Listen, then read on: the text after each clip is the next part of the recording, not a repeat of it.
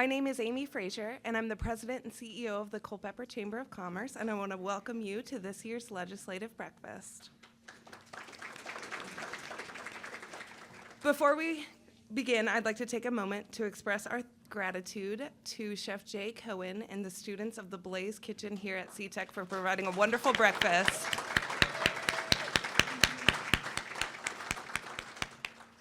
It's truly an honor to see such an extraordinary gathering of leaders from both our thriving business community and our esteemed legislative bodies.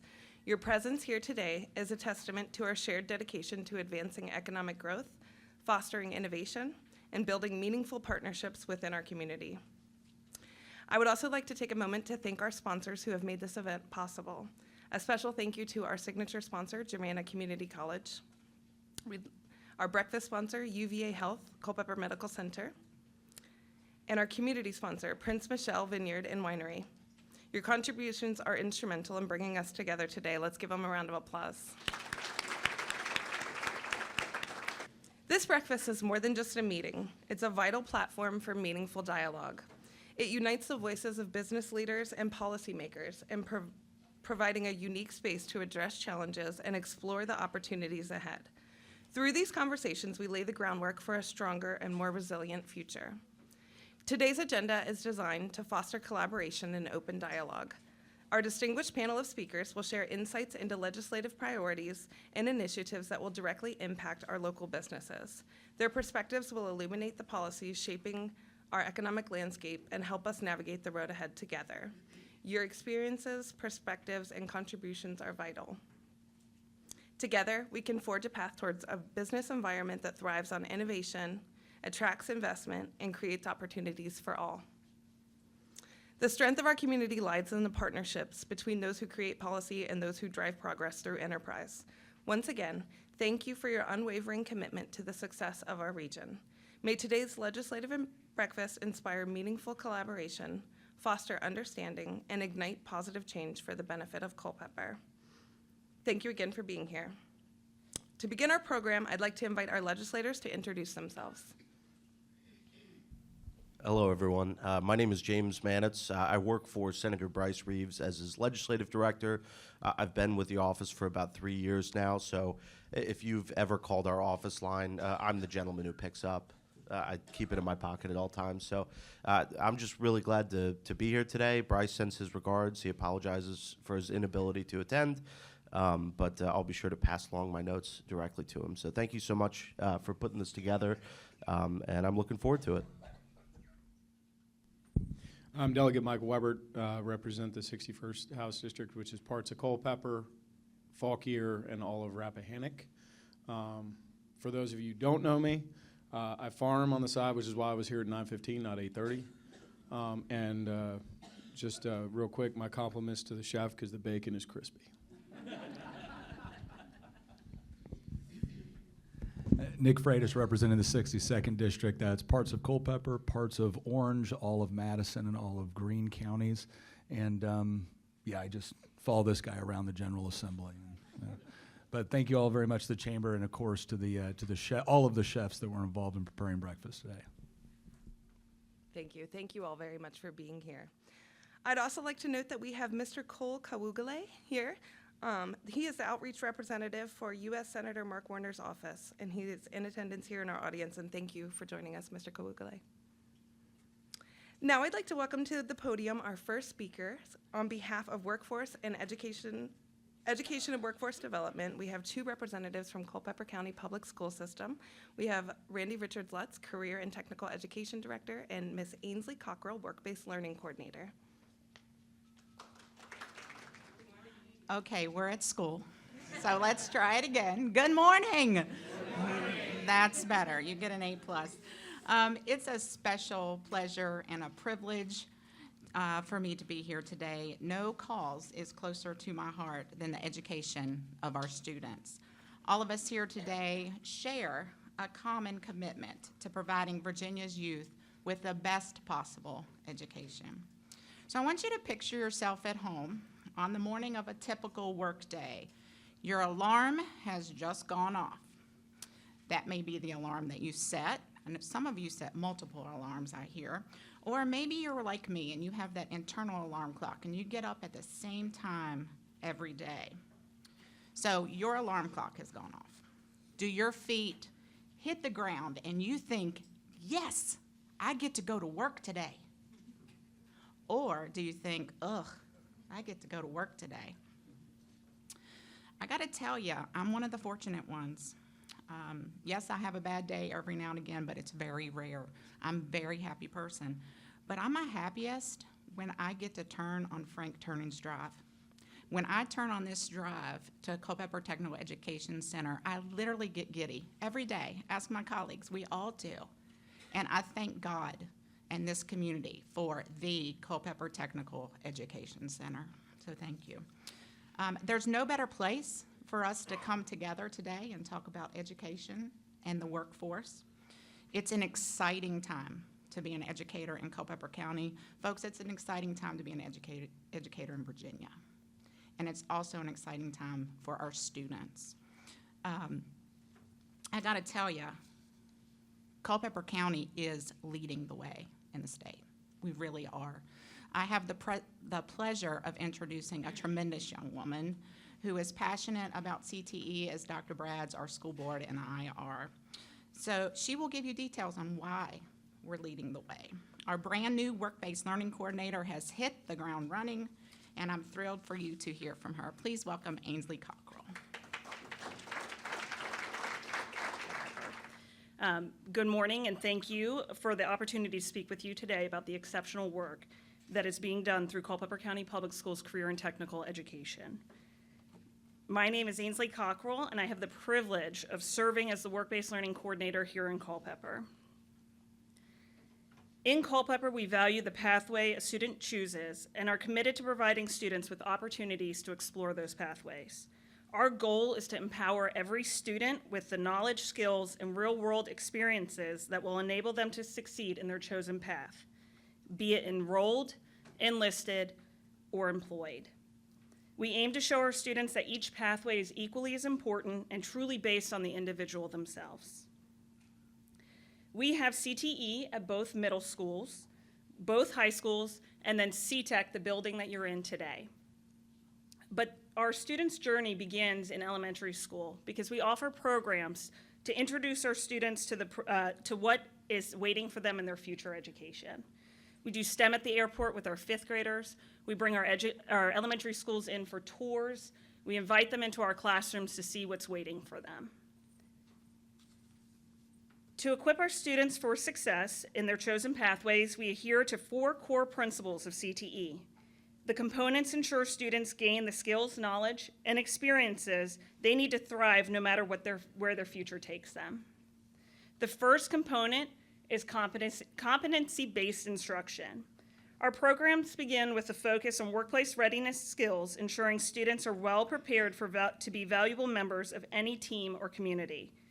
The first 38, give or take, of every CTE course begins with workplace readiness skills that cover essential areas such as teamwork, communication, and professional conduct. Through these competencies, students explore a range of careers for their chosen industry, a solid foundation for creating resumes, and developing an understanding of appropriate workplace behavior.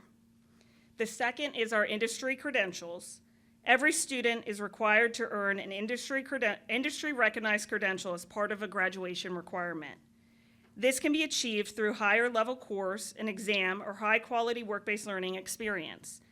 The credential not only demonstrates proficiency in key skills, but also gives the students a competitive edge in the job market, ensuring that they're ready to meet the demands of their employer. The third component is our student organizations. We strongly encourage our students to participate in student organizations such as FFA, FCCLA, DECA, and others.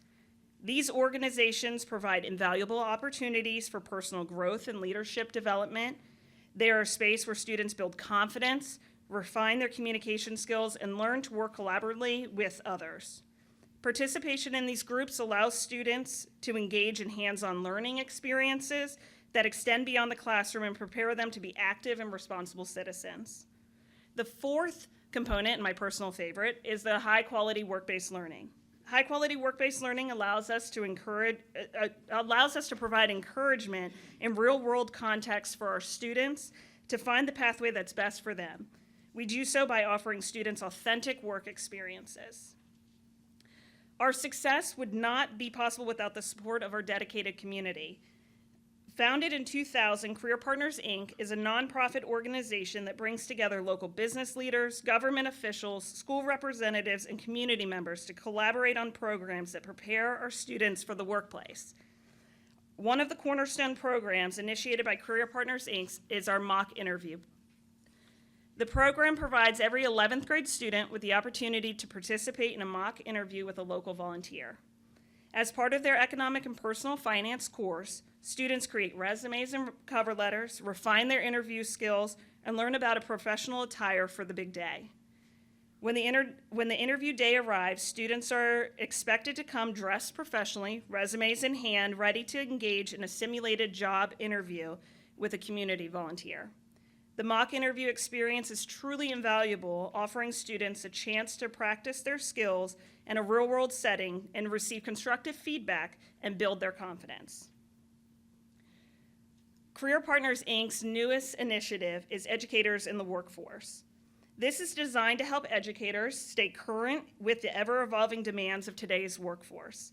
Many educators, particularly those teaching industry-specific courses, often find themselves transitioning directly from the classroom to the classroom, or they may not have been in the industry in quite some time.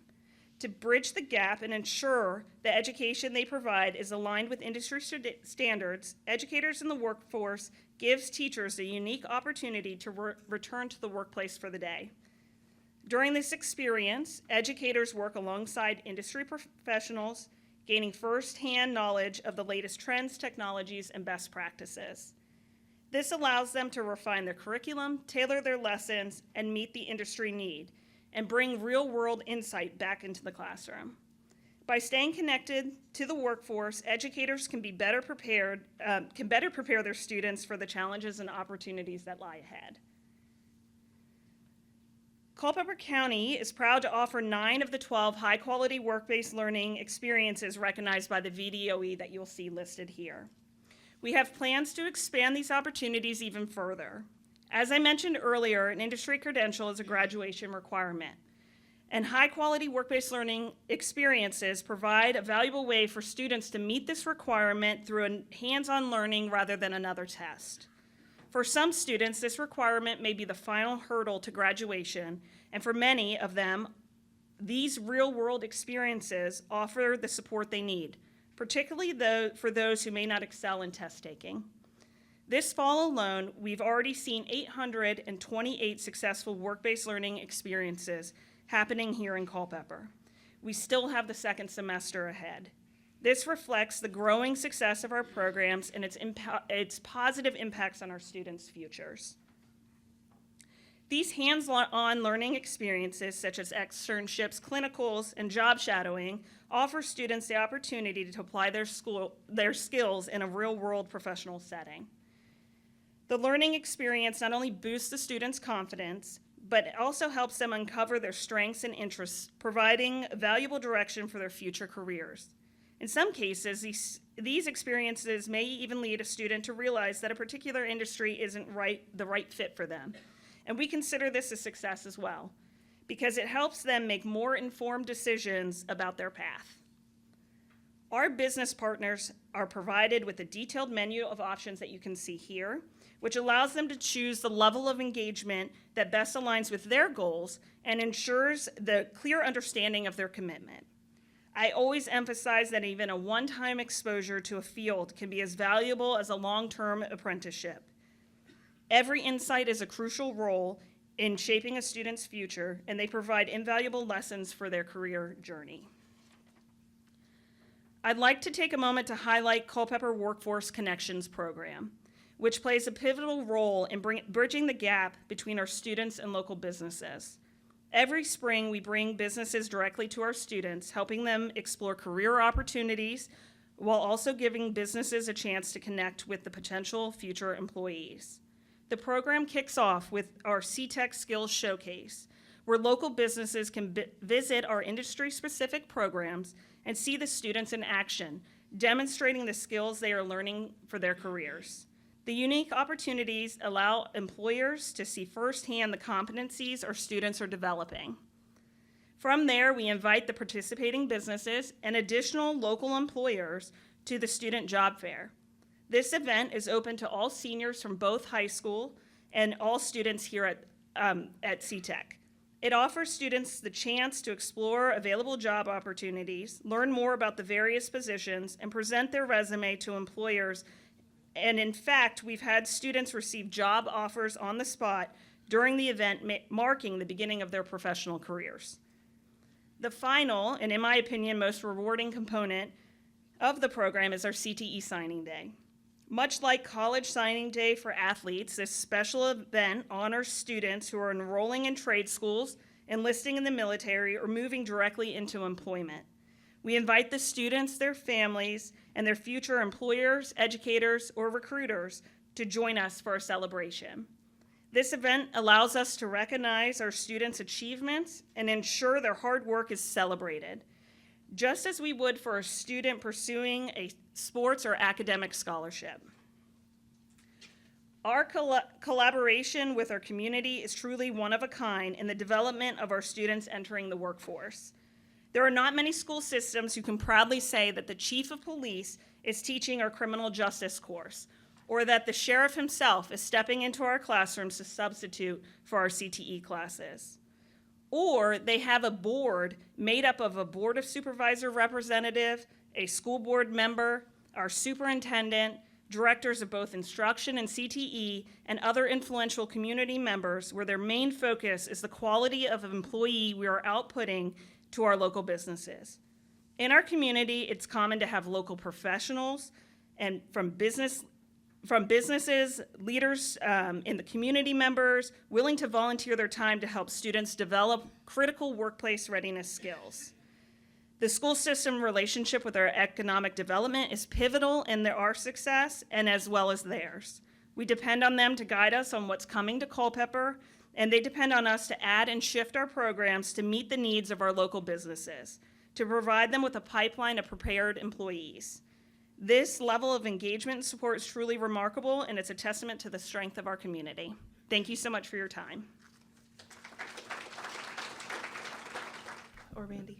I would just say, serving on the Education Committee in the House of Delegates, I don't know of anywhere in the public school system within Virginia that they are doing a better job than what you guys are doing through this program. I can't tell you how much I appreciate your emphasis, not just on the credentials, but creating marketable capabilities. I know when I was a young student, when the education that I was learning in the classroom could be tied to something that I wanted to do professionally, I was far more interested.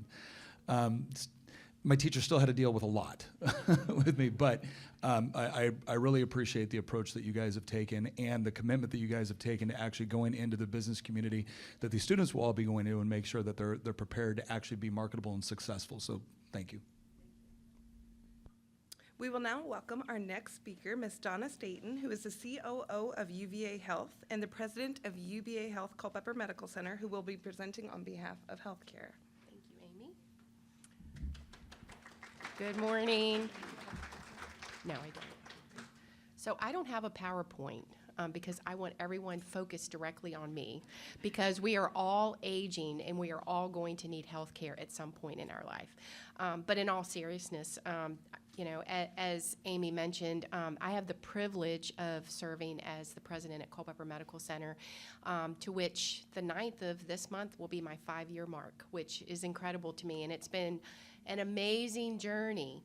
I joined the organization literally 8 weeks before COVID hit, and man, let me tell you, that was like nothing any of us could have ever imagined.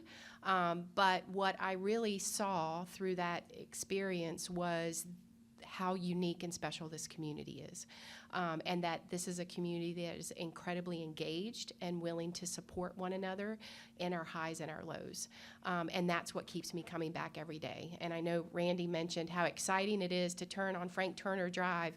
I can't say I'm that excited every day, but the work that we do is so impactful and so important to the health of our overall community. So thank you for allowing me to spend a few minutes with you this morning, and it's my pleasure to be here to represent UVA Health, and in particular, the care that's provided in Culpeper and our surrounding areas.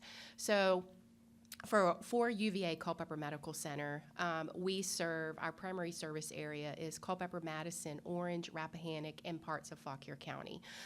And what I would say is that, you know, one of the things that really drives some of the work that we're doing is looking at some of this incredible population growth that we're starting to experience in Culpeper County and beginning to look out at what are the decisions that we need to make today to prepare us for the healthcare needs of tomorrow.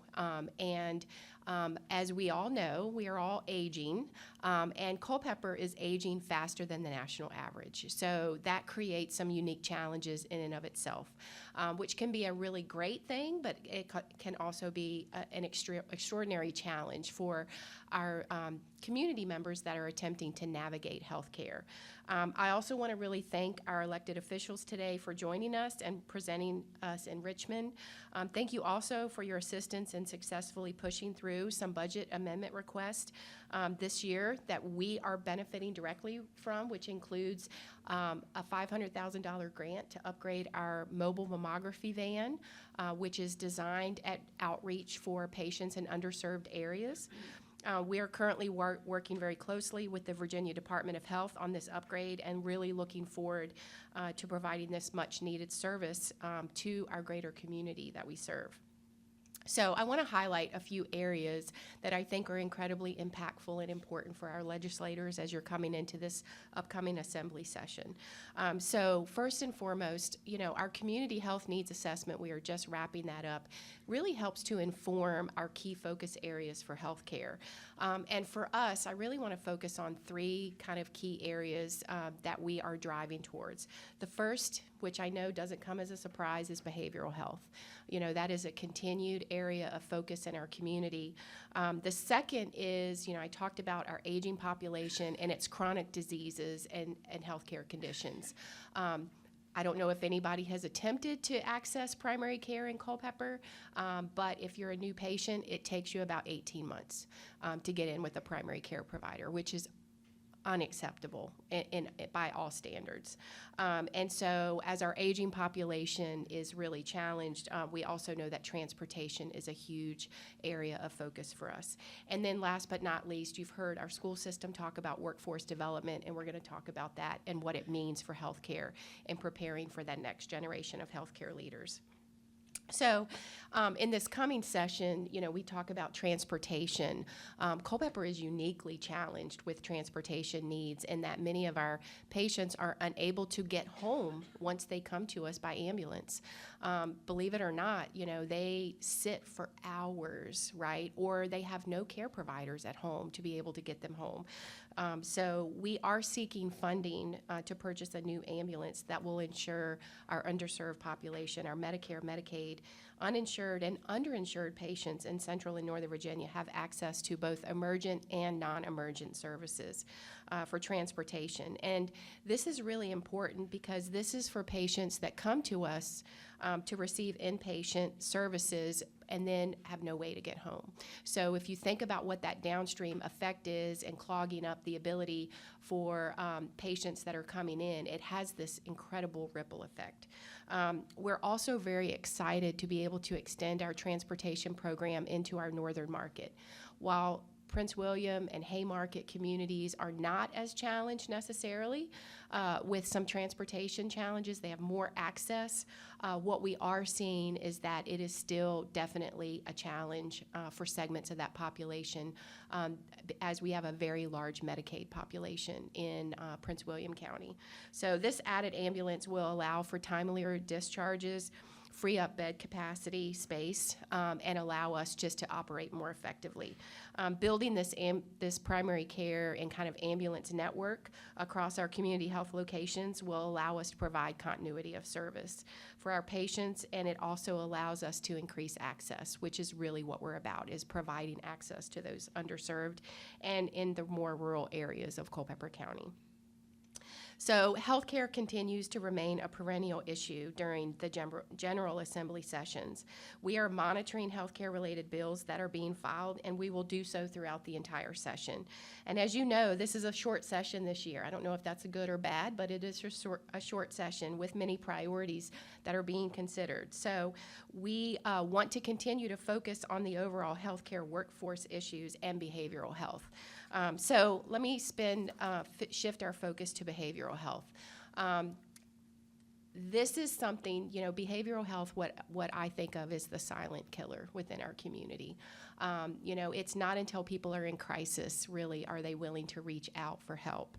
And so we have seen, especially during COVID and since COVID, the behavioral health needs of our community intensify significantly. We have experienced ongoing challenges with having enough beds for patients who would qualify for behavioral health beds in a hospital setting.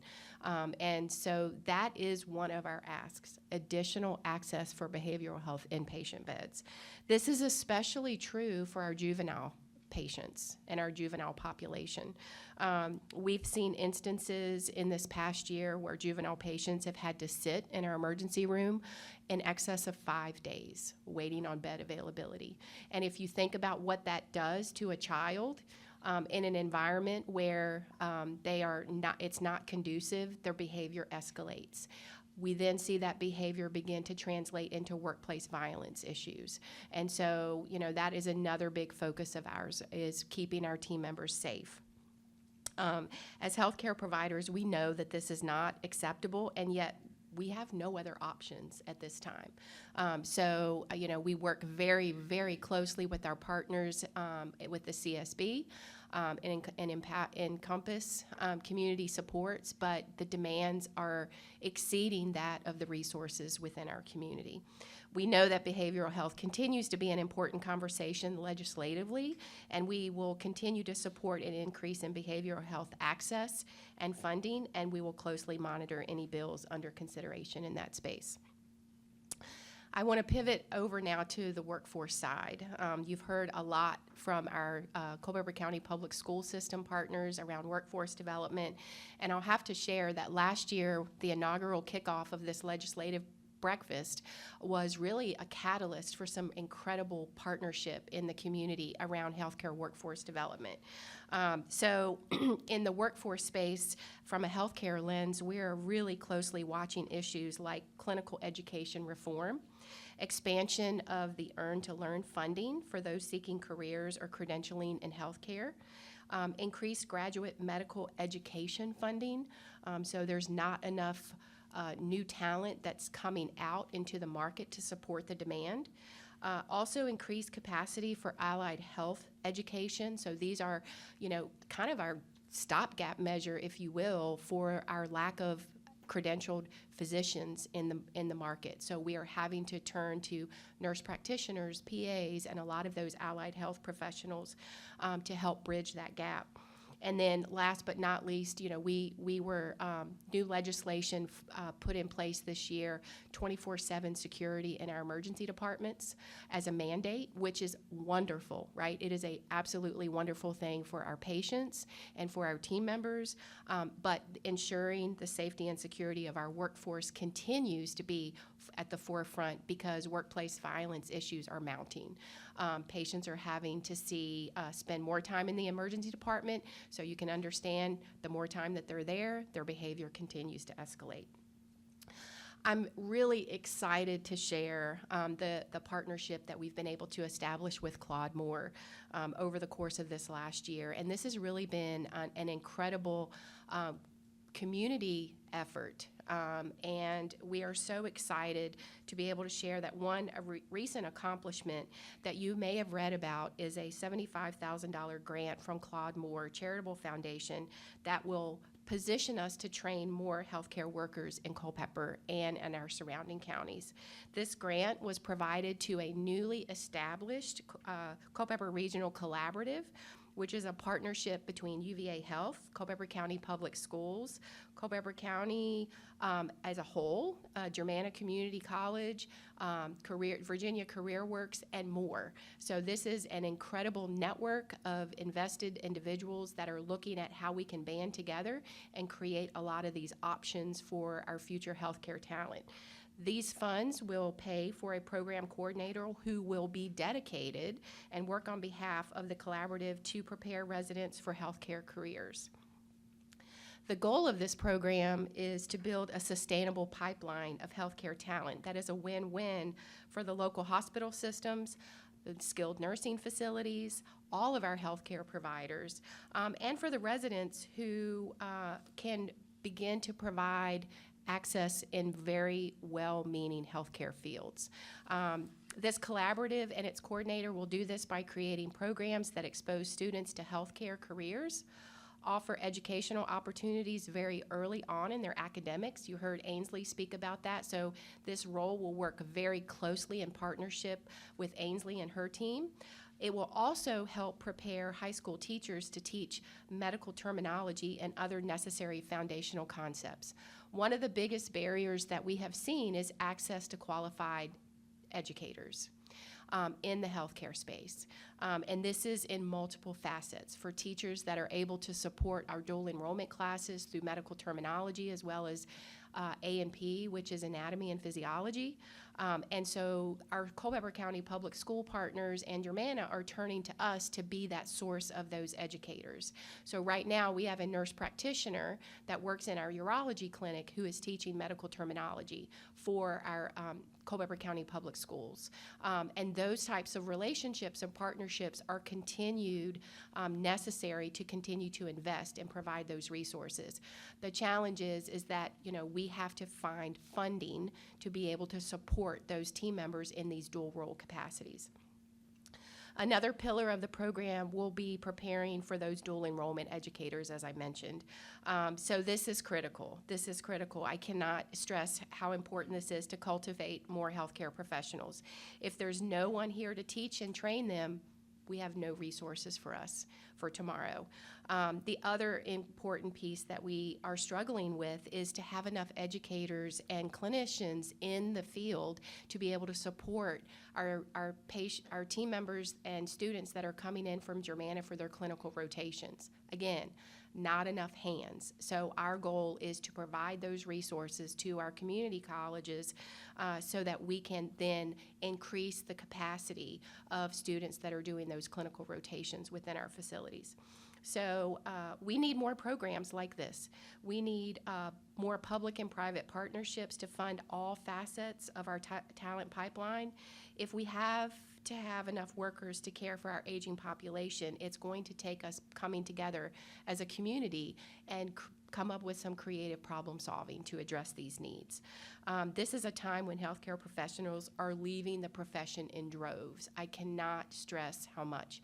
There has been a mass exodus during COVID, and people are afraid to get into healthcare. So creating that exposure back in middle school and high school, programs like CTEC, expanding programs like CTEC are only going to continue to benefit our local community from a healthcare standpoint.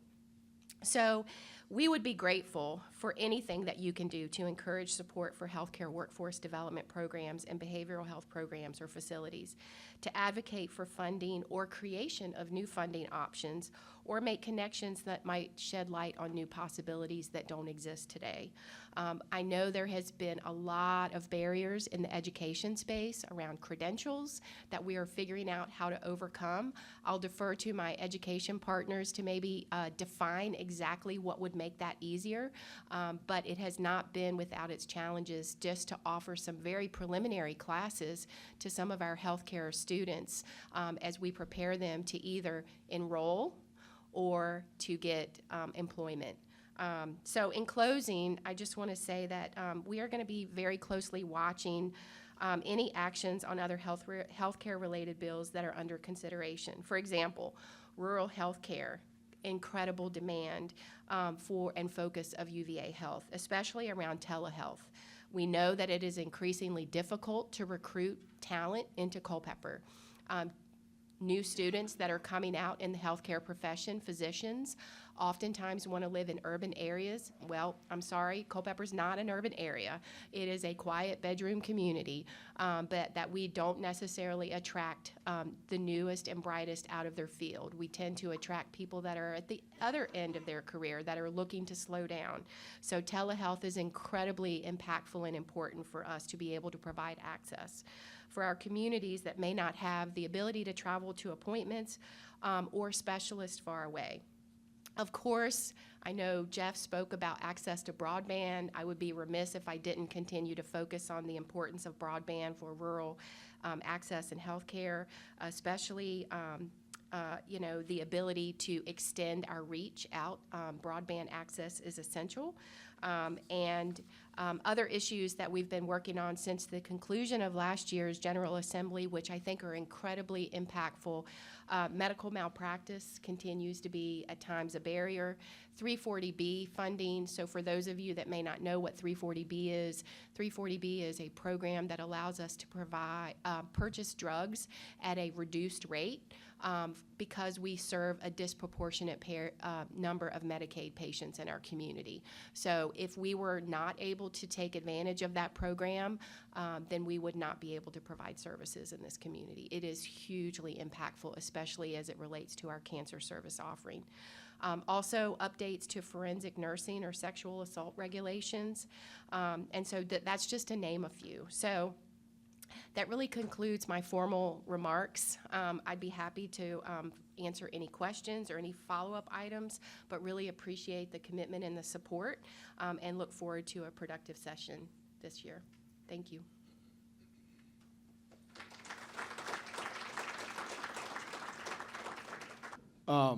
So a couple of questions in regards to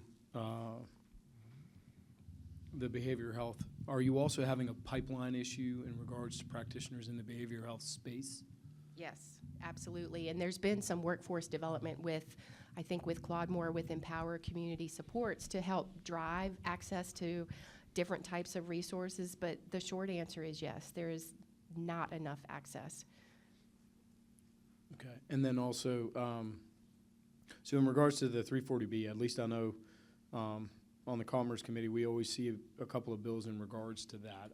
I can't remember. I'm trying to remember if they expand them or just tighten it down, which would also there's inhibit a lot your of ability to use there's that a lot program. of restrictions that are going into place, and a lot of things that continue to look at pulling that back across the state.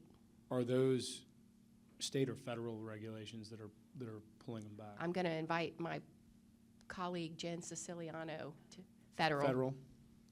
Okay. All right. You got any question? Anna. We will now welcome our next speaker, Andrew Hopewell, Director of Planning and Community Development and Zoning Administrator for the Town of Culpeper, to present on behalf of Zoning and Planning. Good morning, everyone. Appreciate the chance to talk with you this morning about zoning and planning here in the town, here in the Culpeper area, as well as within the state. My presentation is a little bit different. It's focused a little bit more on some of the activities that have occurred recently at the state level, and so talking to the legislators and looking for your assistance in some of these, so appreciate your indulgence here. Three topics I'm going to be talking about. Some items of the Housing Commission. Delegate Webert's laughing, I know, because he's shared, I think, a number of points that I'm going to be raising related to the Commission on Electric Utility Regulation, as well as some other general concerns and desires that we have. For further context, I also serve with the Virginia chapter of the American Planning Association. As a result of that, was appointed to help serve on a special work group for the Housing Commission and on local government actions related to comprehensive plans. And this was focused on continued discussion of Senate Bill 721 and House Bill 1236 by Delegate Marshall this year. And another topic of conversation there that has particular interest to us is the treatment of certified recovery residents, or what's commonly known as sober homes within state code. So starting off with House Bill 1236, this was a bill to amend and reenact various sections, and you can see it's a number of different sections. It's quite an omnibus bill. It was 8 pages of pretty dense text that went in there. But it relates to comprehensive plans, local planning commissions, subdivision plats, site plans, zoning ordinances, and approval process. In speaking with Director Brian Horn from the Virginia Department of Housing, who helped with this, a large part of the goal with this is to expedite the approval of housing within the Commonwealth. Again, we all recognize that there's a housing crunch going on at the moment. We've seen housing prices escalate just because supply is struggling to match up with the demand that we're seeing. And so this was an attempt at the state level to try and expedite that process. The concerns that we have is that it likely will have some unintended consequences if enacted as proposed. Some of the concerns that we have is that it proposes to invalidate any ordinances, manuals, or documents that incorporate the comprehensive plan in reference in terms of the approval process. And where this is difficult, this was language that was introduced by the Home Builders Association, or proposed by the Home Builders Association, because of concerns of localities potentially having double bites of the apple in terms of utilizing comp plans to deny proposals. And that's a legitimate concern when it comes to processes that go through a legislative process, a rezoning or a conditional use permit. Where it's problematic are for by right developments, where essentially you have references to comprehensive plans to localities' thoroughfare plans, which are the transportation plans for the network, identifying the appropriate road level that should be constructed within a new subdivision, things of that nature. And so this sweeping language to invalidate all of these, we feel it goes a little bit too far, and it becomes very problematic for localities. The second is the ability for applicants to petition the circuit court and the automatic approval of plats or plans if not acted upon within a certain number of days from initial submission. The concern here is this automatic approval is likely going to need to lead to localities essentially denying applications. The timelines proposed are so short that essentially localities are going to be forced to act upon first submissions of plans and plats that are submitted to them. And what we find is that it's an iterative process to get this right. And for localities, we need to get it right because we have to live with the consequences of it. We want to ensure that the citizens of the communities that we live in are protected when these new developments come into place. So again, this is something that needs to be looked at, and it's been a delicate balance working with this ability to petition the circuit court in the instance where a developer feels like they're not getting action from the locality. But it allows things to be called to a head, essentially, if they feel they're not making forward progress. But the automatic approval, we fear, is going to lead to localities essentially denying these applications because they have to provide some sort of resolution to it. And the third is the reduced time frame to process rezoning applications and loss of ability for the applicant to request deferral beyond a prescribed timeline. Currently, there's a state limit of 12 months for these to be addressed, with the applicant having the ability to request deferral if they're continuing to work to try and resolve some outstanding issues. What was proposed in the legislation was reducing this to 4 months with no ability to request any sort of deferral on the part of the applicant. So again, localities would essentially, it would remove this iterative process of trying to resolve outstanding issues, and localities would be forced to act on that initial submission because of the need to go through the Planning Commission, the ultimate Board of Supervisors or Town Council, City Council, as well as the advertising requirements that are built in for these sorts of legislative events. So that was a significant concern that we had. And again, I want to stress that from the locality levels, we want to get these right. But we don't want to see the backlog and buildup of these residential applications either. It does us no good to have applications piling up and sitting on our desks. We can certainly attest that we have more than enough to do, and so we want to move these along properly. But as I stated earlier, we have to live with the consequences of them, so we need to make sure that they're done right for the communities that we're representing. The other item that the Housing Commission was discussing was the treatment of certified recovery residences, or what's known as sober homes. This is a tricky subject. There's claims in terms of the American Disabilities Act of violations there and prohibited behavior. These are important facilities that a number of our members of our community really need to have, but they need to be addressed clearly within state code. Currently, recovery residences themselves are not referenced in the discussion of assisted living facilities and group homes and how they should be handled by local zoning ordinances. There is in a separate section definitions related to recovery residents, but and that there's to be certified by the Department of Behavioral Health and Development Services. But there's not the clear guidance. As I said, there's a juxtaposition there between these two things. And so there's attempts to try and get that clarity in place, and we would certainly appreciate. We did have a case this year in the town of Culpeper where, again, because of the confusion in the code, the property owner was reading it one way and believing that they did not require any permits, any approvals. We're having a dwelling with multiple people in it. For the locality, again, we have caps on the number of unrelated folks who can live in a single-family dwelling and be considered a single family to prevent overcrowding, to prevent issues of that nature. And this lack of clear guidance from the state causes some tension in that regard.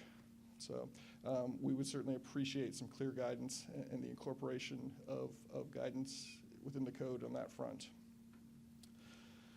The Commission on Electric Utility Regulation, and again, appreciate Delegate Webert's patience in going through this because he went through it recently.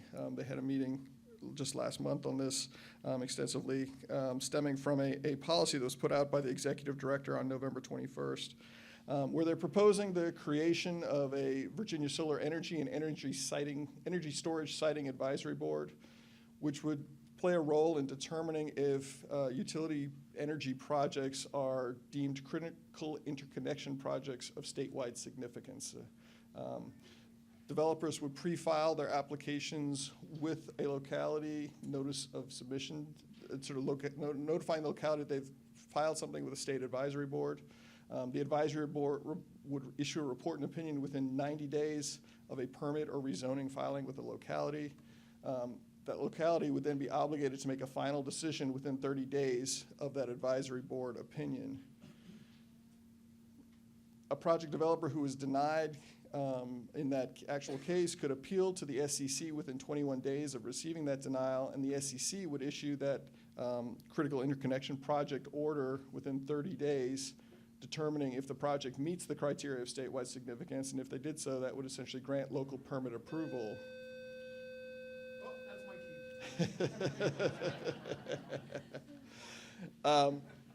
Within 30 days, the advisory board would grant or deny that order and may include reasonable conditions to meet, and this is my addition, to meet specific state goals, not local ones, not without sort of specifically referencing local goals that might be in place for that. As well as the advisory board would review annually regional energy plans from planning district commissions, provide recommendations, and if they didn't agree with the outcome, could actually issue alternative regional plans for adoption. Included in that policy was this timeline, and what's concerning here as well is that essentially sort of going through a lot of the ones that were outlined, but if you look a little bit further out, if you look at sort of 7, 8, there's the potential for localities to lose the ability to have any say in the siting ultimately, and it would simply be determined at the state level. So the concerns that we have with that is this usurping of local land use authority and potentially even regional authority if the regional commissions were being overruled in terms of their planning. Difficulties meeting statutory timelines for applications. Again, we talked about advertising deadlines for rezonings in the prior legislation that was proposed. Again, if you're having to act within 30 days of the ruling by the advisory committee, it's difficult to meet that with the advertising requirements and when hearings may be scheduled. And finally, it also proposes that localities have to update their comprehensive plans, their ordinances, all within 12 months of adoption. And again, that's a very comprehensive project, and that takes a significant amount of time to tailor it to specific communities, which we see as being highly problematic as well. The other concerns, again, required by state code for localities are comprehensive plans, capital improvement plans. These potentially could run afoul of those, and so essentially you're setting conflicts up within state code requirements as well. The other final thing is just a couple sort of catch-alls of what we've seen in recent years is there have been bills proposed in terms of the loss of ability for local regulation as it relates to short-term rentals, the need for careful crafting of language related to accessory dwelling units, again, recognizing that accessory dwelling units are a very effective way to target the provision of housing, but again, wanting to ensure that localities have the ability to make sure that it fits within their local context. So some of the desires we want is again, that flexibility to tackle issues at the local level, recognizing that not all localities are the same, and that the locally elected officials are the best ones to identify the ways to best tackle these things for their particular community. And finally, to preserve local authority with respect to local plans and zoning. And some of the things that we touched on here had potential state usurping of those.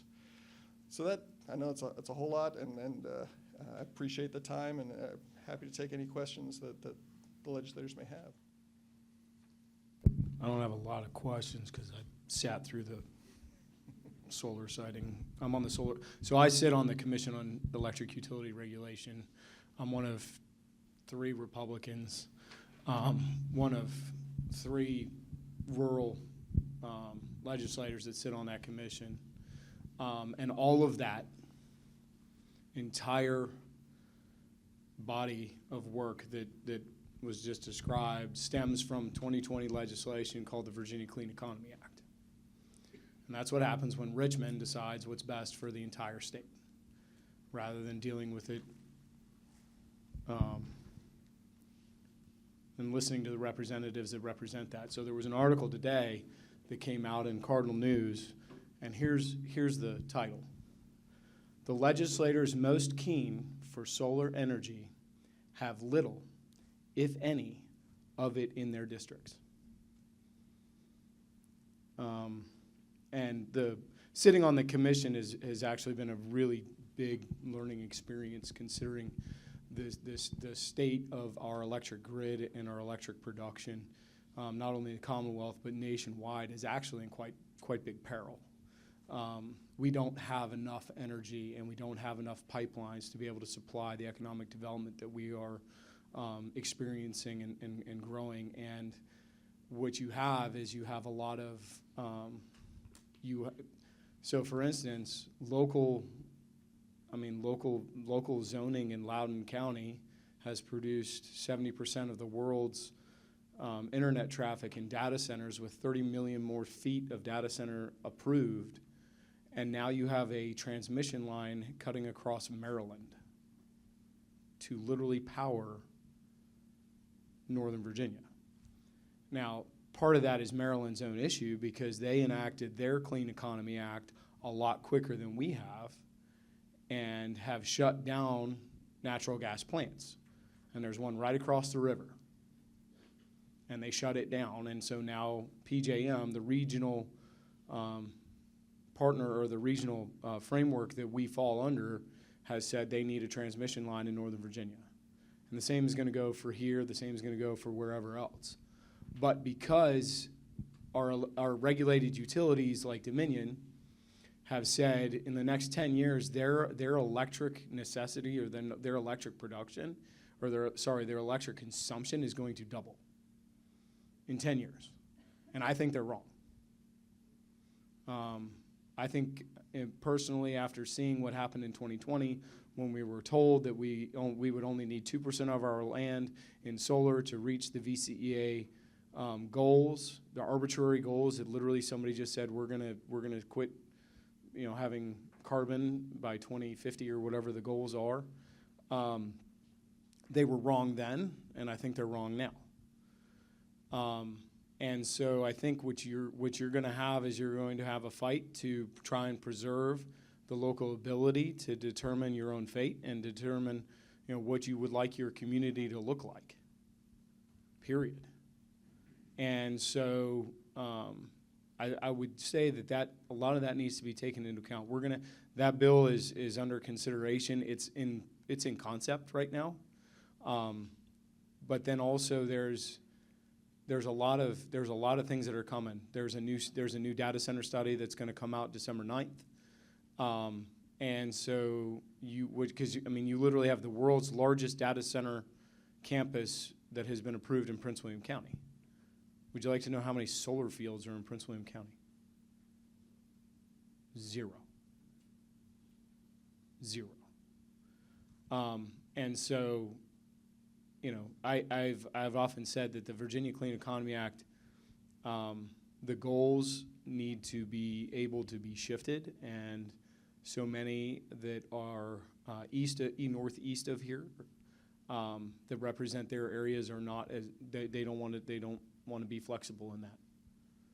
And they refuse to admit that we can't meet those goals with strictly solar. And so we're going to need other ways to produce energy. We're going to need other ways to produce energy regardless of having solar or not. We don't have enough. And so nuclear is an option, fuel cells are an option, and there's lots of other things. But, you know, regulation at the state and federal levels are hampering that production and that innovation. So it's an interesting and very complex issue. And so when local authority and local zoning is challenged in the General Assembly, those of us that have, you know, represented just outside rural, the urban part of Virginia for years, we don't want to see that go away, because it genuinely affects the character of where we live. And I don't know about you all, but I, you know, live in Fauquier, love representing Fauquier, Culpeper, and Rappahannock for a reason. So, sorry to keep that very long. I apologize. It'd be shorter if you had more bacon. So my default position typically, and again, when I say default, I mean this is where I start from, right, is I want to protect property rights of individual property owners. To the extent that the government is going to be involved with things like planning and zoning, then I want to keep it as local as possible, because I feel like it's much easier to change at a local level if a change is necessary than it is to change at the state level. And so that's typically where I fall on these issues, unless I think there's a major violation of property rights that needs to be protected by the state. I think the reason why they called it the Virginia Clean Economy Act is because it was much catchier than the we're going to use state authority to rip away local zoning authority in order to push heavily subsidized industrial solar fields by ripping up farmland and forestry. That's not as catchy from a political marketing perspective. And yet that's where we're at. And so there's a lot of policies that sound really, really good when you look at the title of the bill. But the underlying consequences are we're about to watch all of our energy bills skyrocket over the next 5 years if we don't significantly alter what happened within the Virginia Clean Economy Act. Because right now, part of what's pushing this, right, because this is just like, okay, there's a bill that says you want to, you know, potentially expedite or determine that there is a strategic necessity with, okay, why is there a strategic necessity to do this? Well, because the Virginia Clean Economy Act said that you have to make certain energy goals and certain carbon goals, and you have to use wind and solar. You don't get to use nuclear. You don't get to use some of these other things. And so they created a very, very specific way to approach a problem that doesn't meet our energy needs. And so, okay, well, we should go back and we should probably admit we made a mistake and then adjust this in order to allow for new technology, innovation, and other energy sources to meet our goals. No, we can't go back and admit we made a mistake. Clearly, there was nothing wrong with what politicians did. We just need to strip your local authority away so we can force you to put in thousands of acres of industrial solar fields where currently farmland and forests are. So that's, for anybody that wants to understand kind of the larger genesis of why we're even discussing this, that's a large part of the reason. I can tell you right now, I think with part of the concerns with respect to the sober homes and things like that are it's the NIMBY effect, right?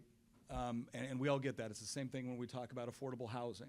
Everybody wants affordable housing, just not next to them. And so this pushes state legislators to come in and say, okay, we're gonna push the ball here a little bit. I think most of our position is we're gonna try to preserve local authority. One of the things that helps us out a lot with this is, to the extent that there are genuine needs that we're trying to get across, what are some of the ways that we can work to maybe alleviate some of the problems. But when it comes to some of the stuff with the energy grid, I mean, I'm keeping my language civil, but that's not how I feel about it, and I can promise you that I will not be voting to strip local authority away when it comes to these zoning practices. Thank you very much, Andrew. Unfortunately, we have a small change to our agenda. David Jones, CPA and partner of the Jones Group CPAs and Consultants PLC, was scheduled to be here to present on behalf of the business climate, and he's unable to join us due to illness. So we wish him a swift recovery and hope he's feeling better soon. And in the meantime, we will get his presentation and his notes and be sure to send that out to all of the attendees as well as the legislators. That way his insights are not missed. So we will move right along to, last but not least, our final speaker, Mr. Kenny Unger, the General Manager for CFC Farm and Home Center, to present on behalf of agriculture. Good morning, everyone. I am Kenny Unger, General Manager of CFC Farm and Home. I just assumed this role August 1, so relatively new and want to become involved in the chamber. To reiterate, I grew up around the Winchester area and have been commuting to Culpeper, and my experiences with Culpeper have been so positive since coming down here. It is tremendous, the education system, everything. I've actually said to my wife, I'd like to move to Culpeper County. So kudos for there. I'm also a little under the weather, and I realize I'm in some neutral territory, but I was in Blacksburg Saturday night. Go Hokies, okay? And so I heard some other ones talking about UVA caps and stockings, and I thought, oh my goodness, I'm in trouble here. But yes. Yeah, I did see UVA Health up there. Yes, sir, Michael. So I am a graduate of Virginia Tech. Whoops, going the wrong way. I am not tech savvy. So also, you know, the old saying, you saved the best for last. That is not in this case. I am following some very eloquent speakers. I am a simple farm boy who loves agriculture, and we're going to talk about a few things about agriculture and some legislative issues. So I first thought I would start out and again say I have the privilege of being the general manager of CFC Farm and Home Center. We have now expanded to 7 retail locations in Virginia, as well as we have our feed mill and our fertilizer plant. We're a full-service agriculture cooperative. For those of you who don't know that, we are owned by our patrons. We are owned by the people who do business with us. We are not a stockholder company. I had the privilege of having the 2 locations in Clearbrook and Berryville that were purchased this year by CFC, and then I was given the honor to become the general manager of the organization. We were founded in 1932, so we're coming up on our 100th year anniversary here soon, which will have some big things planned. And right now we have about 150 employees across our 9 divisions, the 7 stores, and the feed mill and the fertilizer plant. I do want to emphasize we are not just agriculture. We do have retail. We have everything from garden seed, fertilizer, straw, grass seed, Milwaukee tools, some other brands of tools. So again, encourage each one who don't know about us to shop local and come by our retail locations. So first, I thought we'd take a real quick on what agriculture's economic impact is on the state of Virginia. So it's almost an $83 billion industry. Farmland covers over 7.3 million acres. Agriculture creates 381,000 jobs, and we are the largest private sector industry. We are the typo there, and we have more than 490,000 jobs created from agriculture and forestry. And for every job in agriculture and forestry, it supports 1.6 jobs elsewhere in Virginia's economy. So value-added industries that depend on farm products employ more than 69,000 workers. Employment and value added of agriculture and forestry make up 9.3 of the Commonwealth's GDP. Some intangible benefits, and for those of you who live in this area, the recreation, the tourism, the wildlife, the improved water quality, and the improved soil by our improved tillage skills. From a standpoint of Culpeper County, it has approximately 600 farms. The average size is 190 acres. Crops account for 74% of sales. Livestock and poultry and other products are 26%. There are about 54,000 acres in cropland and about 34,000 acres in pasture land. This is again for Culpeper, approximately 50% of the farms have less than $5,000 in sales. Larry Green and I were talking about that, how our industry has gotten smaller, almost 52% are less than 49 acres, but the value of the products sold were 73 million, with about 54 million in crops and 19 million in poultry sales. I think the next thing is pretty remarkable. Of the over 1,000 producers, it's almost half male and half female. One of the legislative things we're going to talk about, I think, is pretty evident by this, what your average age is. As you can see, almost half are 65 years or older. 92% are family farms here in Culpeper, and 21% hire farm labor. So on the average for the state of Virginia, it's about 90% are family farms, so we are not an area of a bunch of corporate farms. And right now, a Virginia farmer feeds about 6 times more people dead than in the 1960s. So there's 5 things that I would like to talk about, issues facing agriculture businesses. The first one's is estate and inheritance tax. Second one's is shortage of large animal veterinarians. Crop protection. We've talked a little bit about solar already, the solar sprawl, and then the funding of best management practices, the BMPs. So again, I work with Farm Bureau on some of these things, so if you guys have sat through some of the Farm Bureau things, you've heard these once, but you're going to hear them again from our side.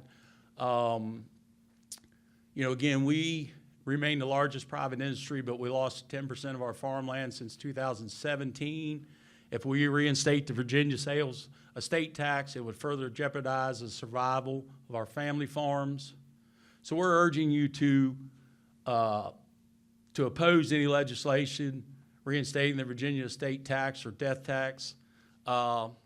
It's on a side note, but for you Yellowstone fans, you see what the Duttons are going through now in Montana as a little, I know it's TV, but there is maybe some clarity to that from a standpoint. So right now we are one of 38 states that do not impose a tax on any size of state.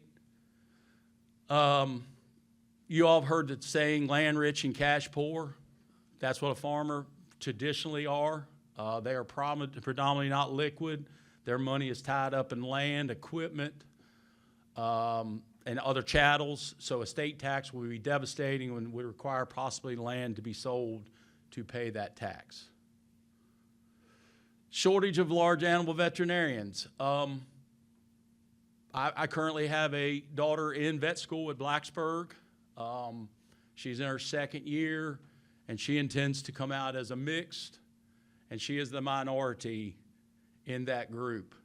So currently, only 3 to 4% of veterinarian graduates pursue a food animal medicine, compared to 40% 4 years ago. Large animal vets keep farms healthy, prevent catastrophic economic losses, and protect the food supply. So we're urging legislatures to support state funding to increase the number of seats that Virginia students would be eligible at the Virginia American College of Veterinarian Medicine, and also support possibly a state loan repayment program for veterinarians that specialize on food animal medicine if they practice for a certain number of years in a vet shortage area. I personally have some cattle and have some farmland in Clark County, and when I had my private stores, it was at least 1 call to 2 calls every week. Who can I get as a large animal vet, because the ones are not taking any more onto their practices, and the ones coming out aren't replacing those. So it is a serious thing facing agriculture. Protective availability of EPA crop protectants. You saw how much cropland here in Culpeper, so we urge that you oppose to restrict the use of EPA and USDA pesticides, herbicides, and other crop protectants. You're required to undergo training and certification to use these products. They've all been FDA approved. USDA approved, and I believe I read it takes like 15 years for that to even, they research it before it becomes. So there's plenty of safe chemicals out there. Farmers are being trained to use these properly, and again, they have to go to a class and take a test before they can use those. Solar growth and impact on farmland. You know, we've already talked a little bit about this. You know, encourage development of solar on parking lots, rooftops, marginal land, brownfield places, reclaimed mines. You know, encourage smaller solar to allow agriculture to continue to thrive. You know, and again, continue to support the regulatory requirements for minimizing, avoiding, or mitigating where disturbing prime farmland is the location of proposed solar facilities. I have a little personal experience because part of our farm goes into West Virginia, and there was a push for solar on part of our land back there. So I met with some of those guys, and thankfully it did not go through in my area. But again, I think there is a place for it, and it is not on the prime farmland that we've been seeing happening.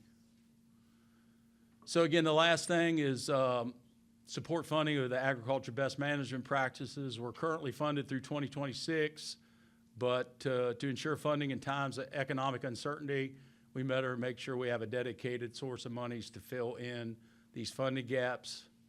And again, we support legislature to prioritize the dedication of monies within the water quality improvement reserve to support the Ag BMP cost share program. So again, I appreciate the time. Again, I would like to get a chance to meet each and every one of you. I'm still drinking from the fire hose, as my saying is, by taking over August 1. But just like some of these commentators said, I enjoy getting up and going to work, and I enjoy working for an industry that I love. So, I guess I'll kind of do my closing remarks too. That way we're just doing all that, but I'll address this first. Since this is the last presentation, correct? Okay. Well, first of all, I cannot believe out of all the things you mentioned that you sold, you didn't mention the baby chicks when they come in, Correct, which yes. is That is correct. has Yes. become a regular pilgrimage for my family. But yeah, obviously, I think, you know, agriculture is incredibly important, not just for the county, but for the entire Commonwealth, and making sure that we're equipping farmers to be able to farm. And a lot of that is just staying out of the way. And also, you know, trying to make sure that we're opening new markets and whatnot for Virginia agricultural goods. I think, are you the only farmer in the General Assembly? No, we got more now? Me, I'm in the House, and Yeah. Timmy is in the Senate. Okay, so we got 2 out of 140 legislators. Agriculture being the #1 industry in Virginia, we got 2 farmers. But we do have a lot of people that are obviously concerned about the issue. I will say this, one of the battles that we get into with things like the estate tax is that it's always this idea of like, oh, this only impacts the rich. That's cute. How do you define that? Because as you said before, it's not even about telling somebody that's land rich and cash poor that now you got to give a bunch of money to the government on top of things that you were already paying taxes on. If they've got to sell off a portion of that land, the farm's done. Because if you don't have so much in production, that's it. It's gone. And there will be some people that will say, oh, well, we'll put in the estate tax, but then we'll put in various conditions to protect small family. The moment it's in there, it will always expand. Because one of the things that's common among everything we've heard today is how can we get more state money? You get it through taxes. Because thankfully the state can't print it the way the federal government does. We can tax it or we can borrow it. And so if any estate tax, no matter what sort of restrictions they put on it, you always have to look at this is something that's going to be expanded, which will inevitably end up hurting people. So I can promise you this: there's no way I'm ever voting for any sort of reinstatement of the estate tax. I'll stop there. Did you want to? Yeah. The other thing I'll say is this is so. Here's the practical reality: we have split government right now, right? So. obviously, one party controls the governor's mansion, the attorney general's office, and lieutenant governor's spot, and then the other party controls the House and the Senate.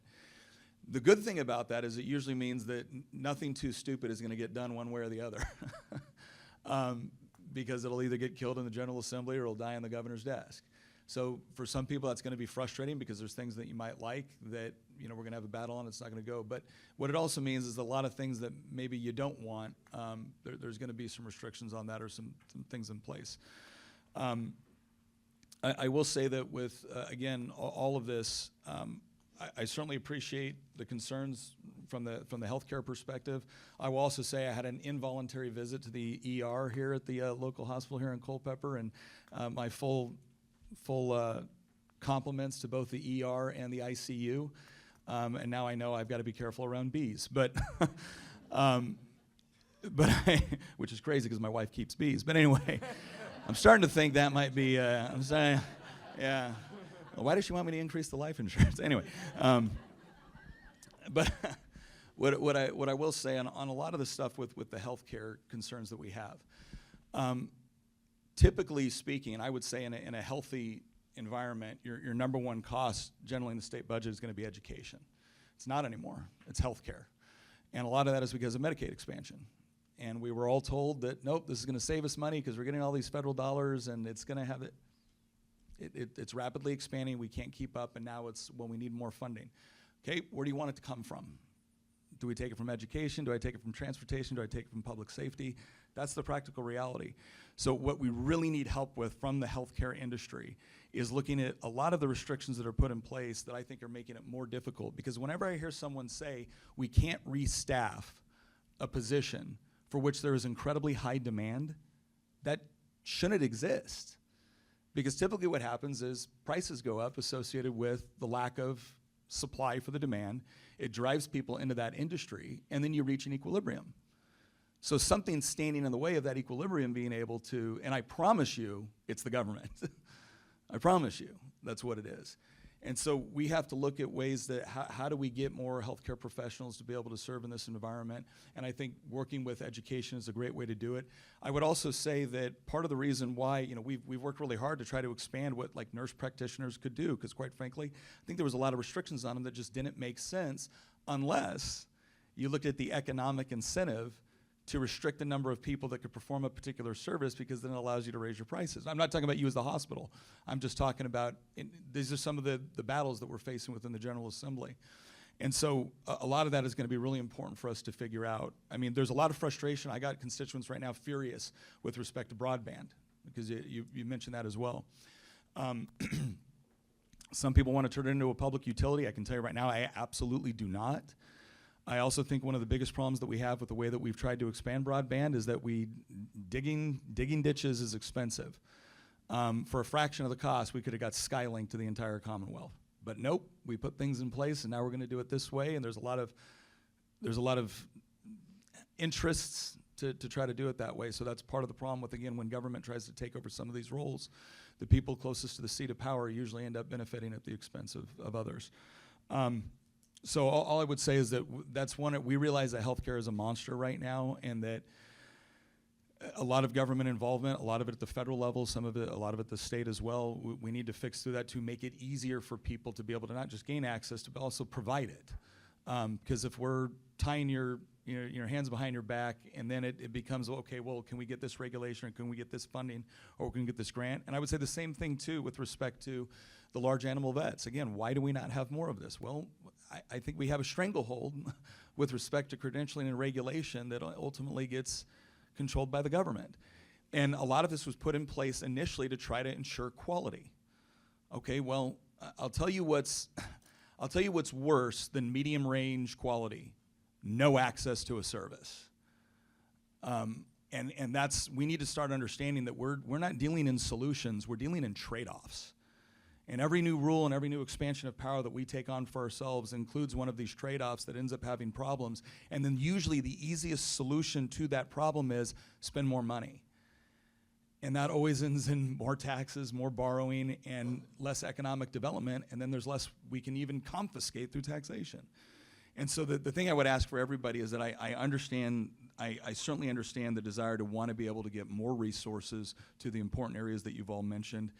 What I'm going to ask for help with is I've been reelected 5 times now, and I've always run on less government spending, lower taxes, less regulations, because I honestly believe that's what frees people up, especially within commerce, to be able to engage in effective commerce based off of customer demand, not legislator demand. And so the more you can work with us to figure out how can we remove the barriers that are standing in your way to be able to provide the essential goods and services that you have, and to the extent where it's appropriate for government to be involved on certain issues, how do we help keep those decisions as closest to the people as possible? So, but once again, thank you very much to everybody that presented. By all means, please feel free to reach out to us just so everyone has it. The number for I like to give out the cell number for our office. You can call the number in Richmond, but we're a citizen legislature, which means I spend as little time in Richmond as humanly possible. I moved to Culpeper for a reason. I like it here. So 540-222-7706. You can call that number. You can text that number. My Chief of Staff, Gina, is absolutely incredible. So please reach out to us because it is going to be a very fast and furious session. And the more insight that you can give us into how a particular piece of legislation, maybe we can't stop it sometimes, maybe we can't amend it. And so that insight is invaluable. So thank you again.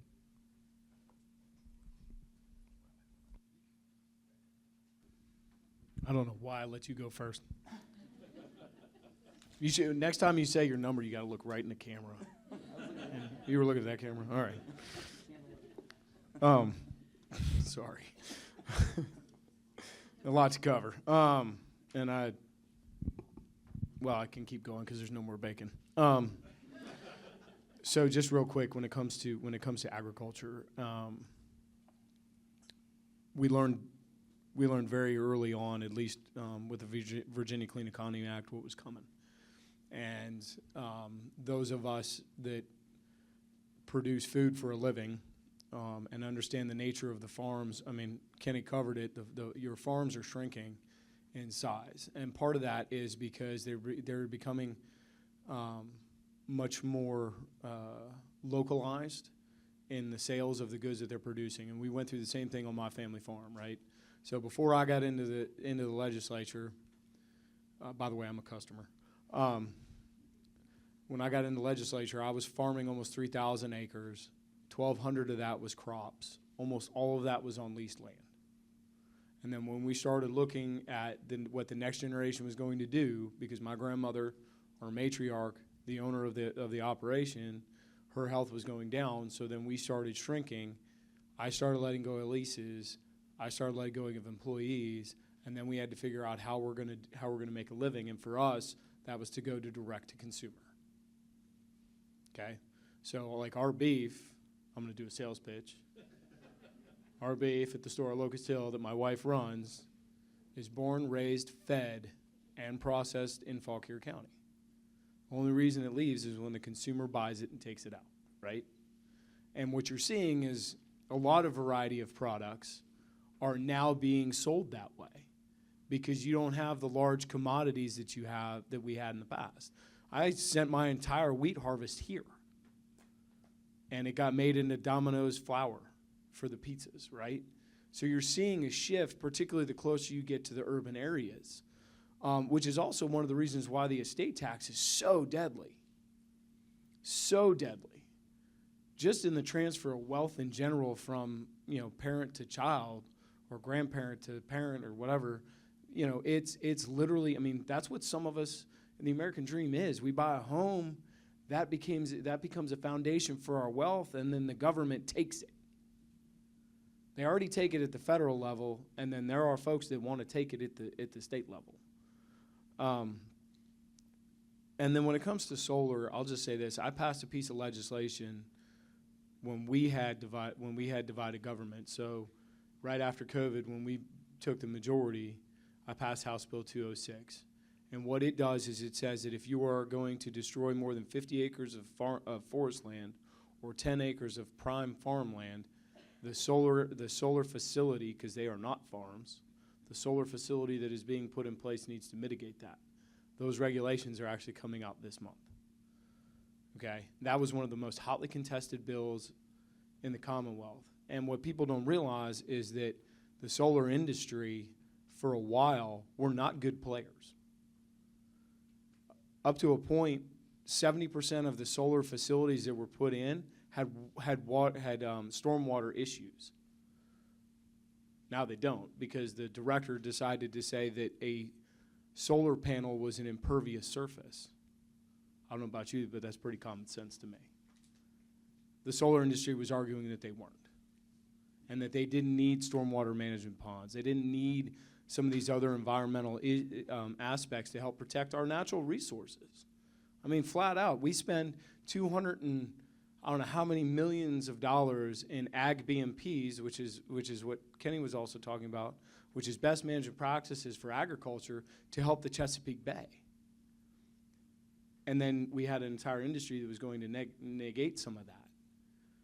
It's like, okay, you got to be a good player too. You got to be an honest player, and they hadn't been up until a point. When it comes to the large animal vets, I think the biggest, Nick said it's supply and demand, but the other issue is this.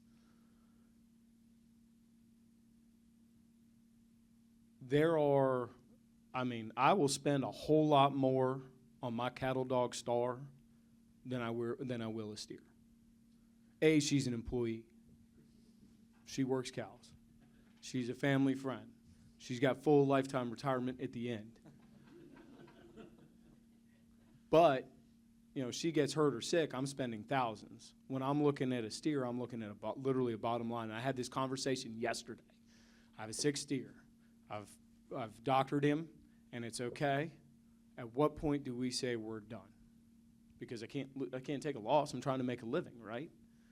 And we've tried to educate those in Northern Virginia of that aspect. And that's one of the reasons why so many people, when they go into veterinary school, they'll go into the small animal, because that's where they can milk the money. And I don't blame them. I want you to pay as much for my beef as I can possibly get, right? And so it's trying to strike that balance, because you're treating the steer that you're looking at. I mean, I want to care for my steers as much as possible, but at some point I've got to cut my losses. And it's trying to get those in Northern Virginia to understand that, because they don't. They have no concept. Now, Nick also addressed some of the small government stuff. We were just having a conversation. Where'd he go? Just having a conversation about trying to provide health care in rural Virginia and some of the state regulations that are causing UVA from being able to provide that care. And it's okay. We can address that. And then also on the education front, when we met with the folks at the school board, the dual enrollment folks, where you have somebody with a PhD teaching, PhD, I'd like to point that out, PhD. They have a PhD. But yet they have to go back to school to get their master's and a whole bunch of other requirements, even though they have a PhD in the subject that they're teaching. Right? I'll say it, it's stupid.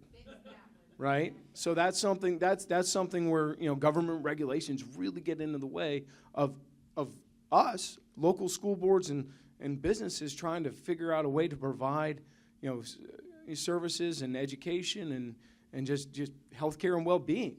And here's Richmond getting in the way. The solar siting, Richmond getting in the way. So much of what you see is Richmond getting in the way, and that's why he said fifth. I've been reelected a little bit more, but that's one of the reasons. Is because we literally if you see our voting record, there's a whole lot of no, and you may look at the title of the bill and say, that sounds like a really good idea, unless you read the bill and you discover that there's some supreme unintended consequences to that piece of legislation that will negatively affect our constituents. And for us, I'm going to speak for Senator Reeves too, and then I'll let you speak for Reeves. We need to get government out of the way, and Nick was talking about the tax dollars. Just real quick, I'm going to say this to you: the growth of the federal of the state budget. When I came in, it was $93 billion. It is $147 billion 14 years later. That is significantly higher than inflation. So we really need to ask where our tax dollars are going. All right, James, your turn. So thank you, gentlemen, for saving the best for last here. I know that nobody in this room cast a vote for me, but I am beyond happy to be here. I'd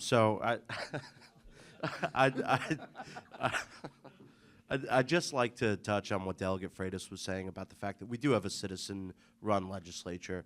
The men to my right-hand side both have full-time jobs. So does my boss. They maintain full-time jobs, but they still carve out time to come to events like this, and somehow they take 2 months off every single year to disappear to Richmond and basically work nonstop for 45 to 60 days straight.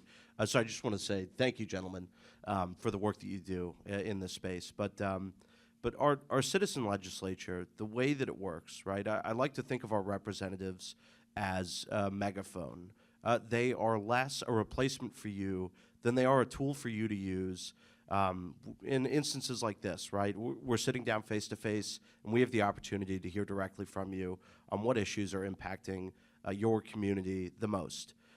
But to strengthen what they can do in Richmond during the legislative session, we need things like this, but we also need you to show up. During session, we need emails, we need phone calls.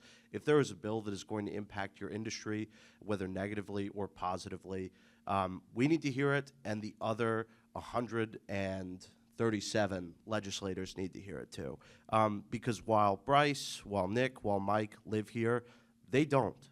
And so while they go to the emergency department and they see that, and our offices are getting constituent calls about having difficulty finding medical transportation, whether it was Medicaid denying it or whether it was just the fact that they don't have a car and they're unable to get to and from doctor's appointments, or whether it's the shortage of healthcare workers and everything in between and the support that our school systems need.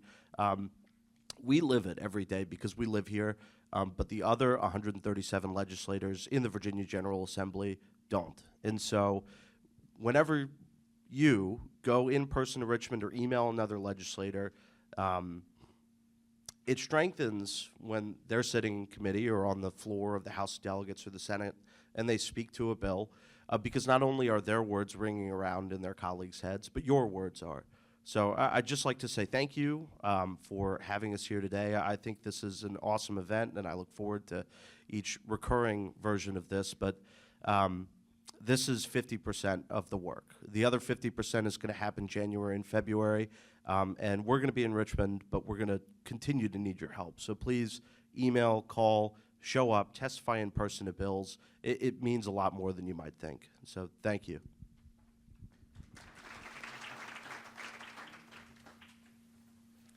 As we bring our legislative breakfast to a close, I just wanted to say a few thank yous. I want to say thank you to our presenters, Randy, Ainsley, Donna, Andrew, and Kenny. Thank you so much for sharing your time, your energy, your expertise. Your insights have truly been invaluable, and we appreciate you. To our legislators, thank you for your time, your thoughtfulness, and your willingness to collaborate, your commitment to engaging with our business community. Your willingness to share and listen speaks a lot about your dedication to creating a better future for all of us. And finally, thank you to our attendees. Thank you for your participation and your continued commitment to Culpeper. Let's carry the momentum of today's conversations forward, and together we can build a future filled with opportunity and prosperity for our region. Thank you for being here, and we look forward to seeing you at our next gathering. Have a great rest of your day.